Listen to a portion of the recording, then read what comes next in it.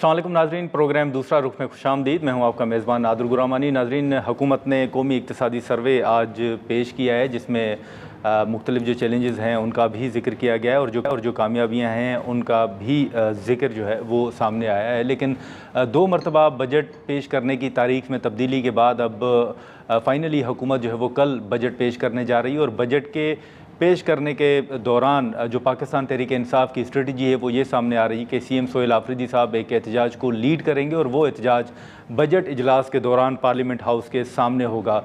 Barrister Gauhar ने भी आज ये कहा है कि अगर बानी पीटीआई इमरान खान साहब के साथ मुलाकात नहीं करवाई गई तो फिर बजट इजलास का बायकॉट जो है वो किया जाएगा। ये पीटीआई के अंदर इस वक्त जो मुशावरत है वो भी इस पर हो रही है। आज कौमी असम्बली के इजलास के दौरान स्पीकर कौमी असम्बली ने ये कहा है कि अगर इमरान खान रुकन होते पार्लियामेंट के तो फिर उनके प्रोडक्शन आर्डर जारी किए जाते और इसी के साथ साथ उन्होंने ये भी कहा है कि 2 से 3 मरतबा अपोजिशन और हुकूमत को एक मेज़ पर बिठाया गया लेकिन पीटीआई के लोग जो हैं वो मुज़ाकरात में नहीं आते। लेकिन ओवरऑल अब जो बजट पेश हो रहा है उस पर हमेशा एक तनकीद भी होती है, अवाम दोस्त बजट का भी जिक्र होता है। इस बजट के दौरान अगर हम बात करें तो ख़ुद हुकूमती वज़रा ये कह रहे हैं कि शायद जो हालात हैं उसको मद्देनज़र रखते हुए आवाम को रिलीफ देना मुश्किल होगा। लेकिन ओवरऑल हुकूमत की कामयाबी क्या रही और अब टारगेट होगा क्या, और मुस्लिम लीग नून और पीपल्स पार्टी के जो गिलगित बल्तिस्तान के अंदर हुकूमत की तश्कील के हवाले से मुलाकातें हैं, मुख्तलिफ इशूज़ हैं, उस पर हम गुफ्तगू करेंगे। सेनेटर हुमायूं साहब, शुमाइला राना साहिबा और हसन मुर्सा साहब हमारे साथ मौजूद हैं। सर बहुत शुक्रिया आपका, आपने वक्त निकाला। शुमाइला साहब अगर आपसे शुरू करें गुफ्तगू, सबसे पहले तो ये जो बजट के हवाले से गुफ्तगू हो रही है, मुख्तलिफ आदाद व शुमार भी सामने आ रहे हैं, लेकिन सबसे जो अहम सवाल है कि एक साल में जो गुजर गया उसमें हुकूमत ने क्या हासिल किया और अब आगे आपको क्या नज़र आ रहा है? बिस्मिल्लाहिर्रहमानिर्रहीम, बहुत शुक्रिया। देखिए, सबसे पहले तो जो हुकूमत है वो बजट पेश करने के लिए जा रही है जी। और इन हालात में इस तरह का बजट पेश करना मैं समझती हूँ ये हुकूमत की कामयाबी और बहादुरी है। जो हालात इस वक्त पूरी दुनिया के हालात जो हैं वो बदल गए हैं। दूसरी बात यह है कि आपने पूछा कि एक साल से आपकी जो माशी पॉलिसी है और जो हिकमत अमली है वो क्या है, शरह नमू क्या है, तरसीलात ज़र क्या हैं। अब देखिए, सबसे पहले मैं आपको ये बताऊँगी कि माशी पॉलिसी के नतीजे में पाकिस्तान की जो मईशत है वो 337 अरब डॉलर से बढ़कर 452 अरब जो डॉलर है उसकी बुलंद तरीन सतह के ऊपर पहुंची। तो क्या पाकिस्तान माशी तौर पर आगे गया या पीछे गया? उसके बाद शरह नमू की तरफ आ जाए, 0.2 मनफी से निकल कर मईशत आपकी 3.7% पर जो है वो आ गई। तो आप शरह नमू हासिल करने में कामयाब हो गए, ठीक है। तो आपकी हुकूमत आगे बढ़ी या पीछे गई? मैं ये सवाल कर रही हूँ आपके नहीं, लेकिन आज भी जो उसके बाद फिर आते हैं कि मालियाती खसारे की तरफ आप आए। हाँ। जब आप ये देखें कि 8% से कम होकर मालियाती खसारा आपका 7% है, तो आपकी हुकूमत की ये नाअहली है या कामयाबी है? कामयाबी है। उसके बाद आप ये देखें कि आप में अब ये सारी जो चीज़ें हैं वो मैं आपके फैक्ट्स एंड फिगर पे बात कर रही हूँ जो कि आप चेक कर सकते हैं। और दूसरी बात ये है कि यहाँ पे मैं ये कहूँगी कि मुल्क में जब हमने हुकूमत संभाली थी तो ये कोई इतना आसान हदफ नहीं था, बहुत मुश्किलात थीं। और जो वज़ीर आज़म की जो मैं समझती हूँ कि हिकमत अमली और उनकी टीम की शबाना रोज़ मेहनत जो थी, आज उससे ये अहदाफ हासिल करने में हमें और बैनुल-अक़वामी सतह पे हमारा इमेज भी बेहतर हुआ, सरमायाकारों का एतमाद बहाल करने में हुकूमत कामयाब हुई। और उसके साथ साथ जो कफ़ायत शुआरी मुहिम का आगाज़ किया गया उसमें उसकी वजह से जो है हमें आज ये बेहतरी माशी तौर के ऊपर हम जो थोड़े से मुस्तहकम हुए हैं, जो मैंने फैक्ट्स आपके लेकिन इस पूरे साल के दौरान बिजली की कीमतों को उठाकर, गैस की कीमतों को उठाकर, पेट्रोल की कीमतों को उठाकर देखें तो किस हद तक इजाफा हुआ है। लेकिन मैं आपकी तरफ आता हूँ। लेकिन हुमायूं साहब, शुमाइला साहबा ने तो पूरे फैक्ट्स आपके सामने रखे हैं, आप किस तरह देख रहे हैं कि कैसा साल रहा हुकूमत के लिए और अभी आप वाकई समझते हैं कि इस वक्त जो सूरत हाल है वाकई ये बड़ा चैलेंजिंग होगा हुकूमत के लिए रिलीफ देना?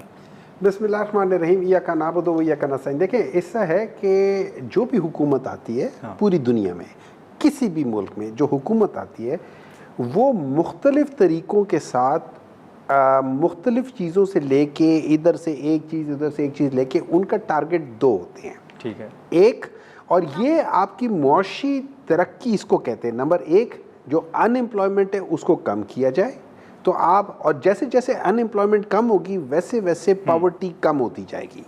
ٹھیک ہے, یہ حکومت کا وہ ہو جاتا ہے. اور اس ان دو پیمانوں کو آپ نے سامنے ایز اے آپ کا ہدف ہوتا ہے, اور اس کے لیے آپ پالیسیز لاتے ہیں کہ بھئی ہم نے انٹرسٹ ریٹ کم کر دینا ہے, ہم نے وہ ایکسپنسز کم کر دینا ہے, ہم نے فلانی چیزیں کم کر دی ہے. یہ ساری چیزیں آپ اس کو سامنے رکھتے ہوئے کرتے ہیں اور آپ نے اس کو اچیو کرنا ہوتا ہے.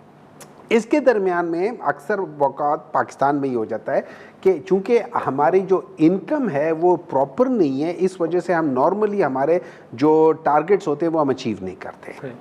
اب یہ یاد رکھیں کہ ان کی حکومت 1980 سے ہے, 1980 سے ان کی حکومت ہے.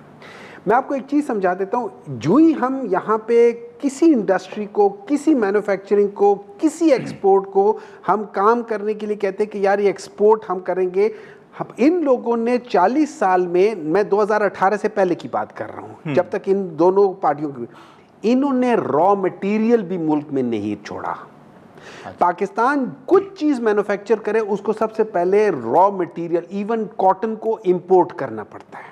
جب آپ امپورٹ کرتے کسی بھی ایکٹیویٹی کے لیے آپ کے امپورٹ بل بڑھ جاتا ہے. ٹھیک ہے, تو آپ کا ایکسپورٹ اس لحاظ سے ہوتا ہے. اب میں بتا دیتا ہوں انہوں نے کیا ہے پچھلے 4 سالوں میں.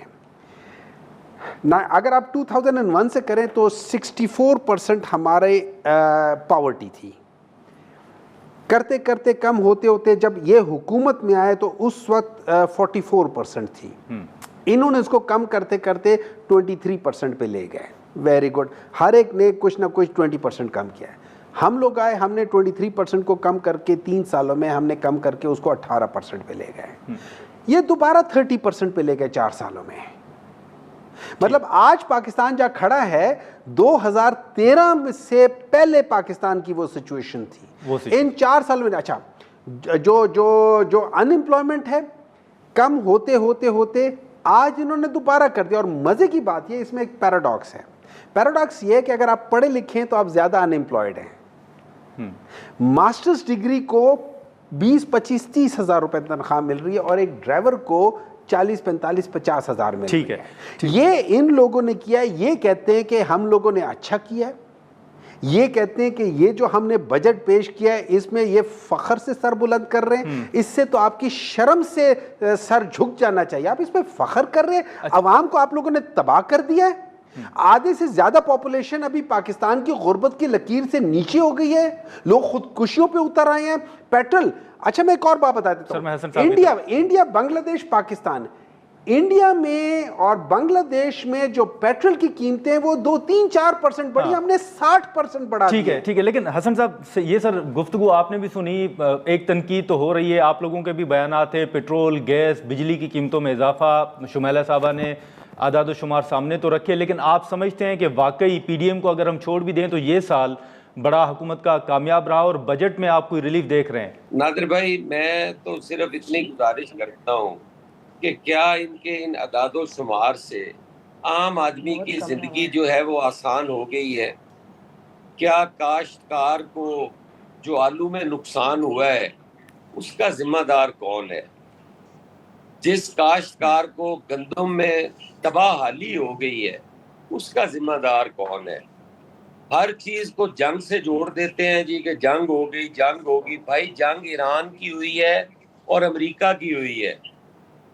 ایران سے ابھی تھوڑے دن ہوئے ہیں, میرے کچھ عزیز واپس آئے ہیں, انہوں نے کہا آج بھی وہاں پہ روٹی اسی ریٹ پہ مل رہی ہے جو جنگ سے پہلے تھی. آج بھی وہاں پہ بجلی کے ریٹ نہیں مہنگے ہوئے, پیٹرولیم مصنوعات نہیں بڑھی, علاج نہیں مہنگا ہوا, تعلیم جو ہے وہ کمرشلائز نہیں ہوئی, نہ پرائیویٹائز ہوئی ہے.